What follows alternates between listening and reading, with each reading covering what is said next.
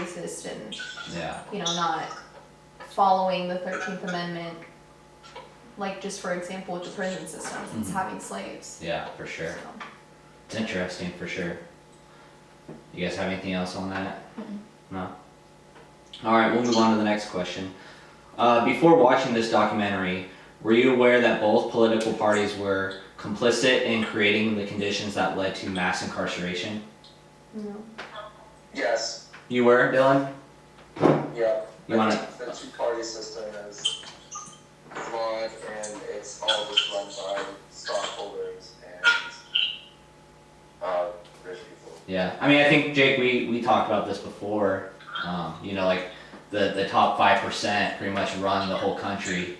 So you can be whoever you can be like whoever you are, but if you're not that top 5%, you're not gonna get what you want, Well, that's the scary part is these major corporations, very, very wealthy individuals, wealthy families control a large amount of everything. Yeah. Literally everything. That's the scary thing is they have their hands in everyone's pockets. Mm-hmm. So this isn't a coincidence. I don't think it's just one side. I think it's a system that's been created to do this and continue to do this. It's not I'm just conservative or I'm just far left or far right. Yeah. No, it's a combination of both of them. You only have two political parties that you can choose from. That's crazy to think. Like, I can either be a Republican or I can be a liberal. Yeah, for sure. And it's we're all down to voting for either Republican or Democrat. And it's like, can we do something different here? Like, how are people that have never worked a real job create our laws? People that are groomed to go in the Senate. That is crazy to think. Yeah, for sure. What do you guys think about that? Down. Being how old are you, Jake? 18 and you're 21. Like just getting started in your guys' lives, like just as all of us are. What do you guys think about that? Like, being older, learning about that kind of stuff. That that top 5% pretty much runs the world. Like, were you guys aware of that? I always kind of knew that because like money talks to everyone, which is why that you have like lobbyists and like corporate PAC money and all that stuff. Like, it doesn't matter what side you're on. If someone offers you a huge sum of money, there's a good majority of people that are gonna take it no matter what the risk. Mm-hmm. So I mean, I feel like that's always been something I've known because that's just how people are. Yeah. Everyone wants a lot of money and they want to have the freedom to do whatever they want. So when you're given the opportunity by a really big company, especially if you're in politics too, and you have a lot of influence, it's not a great mashup. I gotcha. Awesome. Hold Oh, on, hold on, Dylan, I sorry. made you quiet because it was echoing. Go ahead. What? Keep going. I don't know, I kind of forgot what I was going to say. You said I definitely agree with that, and then you said something about the system.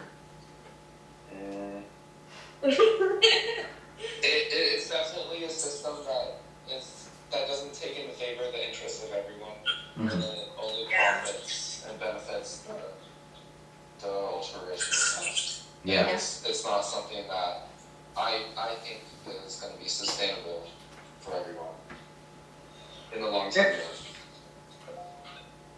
I think it does successfully, and it definitely fills the pockets of the very, very wealthy.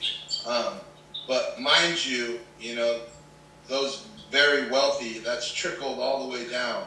That the skin color of these wealthy families, of these wealthy 2%ers or 1%ers, they are white. Yeah. And advantages that we do have as all the way down from a guy being in middle class to I don't even think there is a middle class anymore, or lower class. Let's say a white man will always have an advantage over minority. Yeah. Always. Yeah, definitely. Which is unfortunate.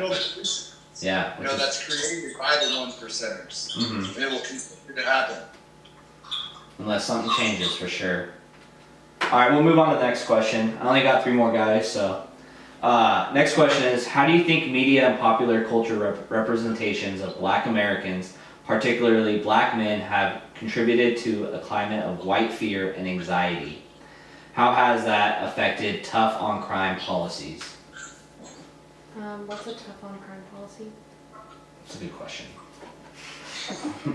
I'll have to look that up. Here, I'll look it up. Well, that was the Get Tough movement. Yeah, so. Media is a perfect example of a system Look up the that Get has Tough only movement. ran by 95% of all media is ran by 3 companies. Mhm.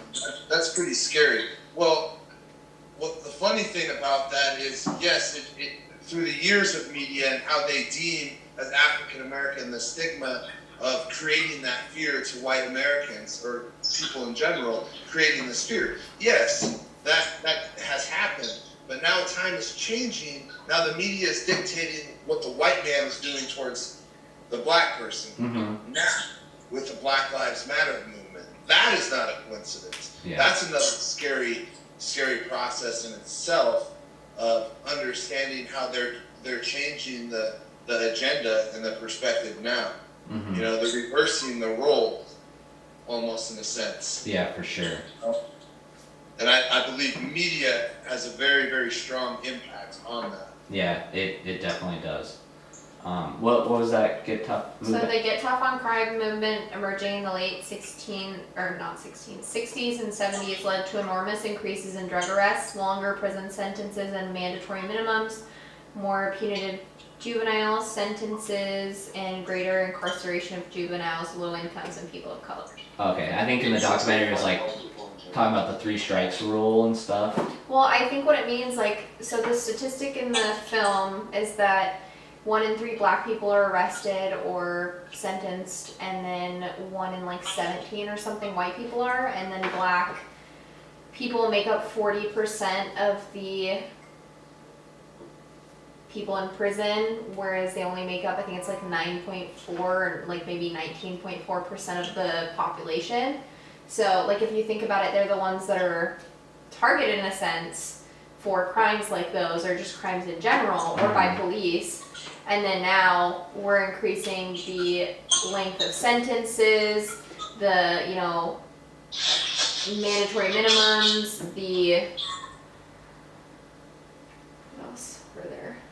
So the minimums, longer sentences, and more drug arrests. So like they're, in that sense, if you just look at the statistics, they're getting kind of the shit end of the deal, where something that potentially they're targeted more, or like theoretically they're targeted more for, they're getting worse and worse sentences and minimums, and you know, so it's just kind of like rubbing salt in the wound. For sure, that is definitely happening. It definitely is happening, and it's continuing to happen. I agree Well, with you. it's a cycle, and like what I think is I don't think people should go to prison for doing drugs or getting like.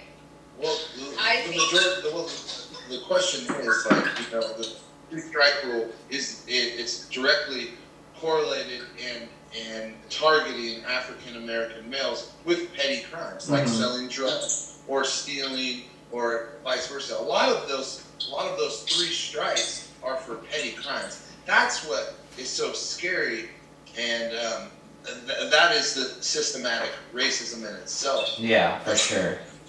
You know, is these petty crimes that a white man could definitely commit. And did commit or are committing, but they're just not getting, you know, charged with it, or there's, yeah, just letting them go walk free. That is so scary, and that's a perfect example of the systematic racism that is happening in our everyday life. Yeah, for sure, definitely. You guys have anything on There's that? no denying that. Yeah, 100%. Yeah, I have something. Yeah, what's up, Dylan? Yeah, I just wanted to say that as messed up as the entire justice system is in this country right now, it's working exactly how it's intended to work. But the interests of that aren't in crime prevention and helping keep communities safer. It's more in just the keeping the prison's pockets full of money. Mm-hmm. Yeah, and on top of that Especially too. with, Go ahead, Dylan. Especially with the whole bond system and everything about how you can just pay yourself out of a crime. Yeah, for sure. Yeah, well, and That's with how are the poor communities and stuff gonna do that? Yeah, like how are they supposed to come up with that 10% on $1 million bond? You know, like, Exactly. It's Or $10,000 bond.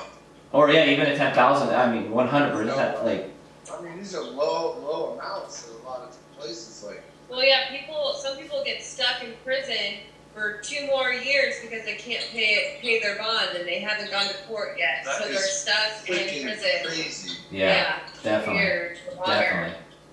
definitely. Did you have anything, Amber? Yeah, well, and especially too, like, there was a part on the film where they were talking about if the goal was to actually, like, reform people and make them, you know, after they serve their sentence, to, you know, adjust them back to society and make them better people, there would be more programs and more resources for people that go to prison to be able to, one, make use of their time in a constructive way, and two, readjust into society. Like they were showing in the film how there were, you know, tiny prison cells shared with multiple inmates with no windows. Yeah. You know, they were basically in solitary confinement, which isn't a good environment for someone to become a better person and to adjust to society after their sentence. They were talking about having more like social workers and counselors and teachers in the system to like develop someone into a better, more well-established person in society to be able to do good rather than, you know, turning to crime and theft and, you know, X, Y, and Z to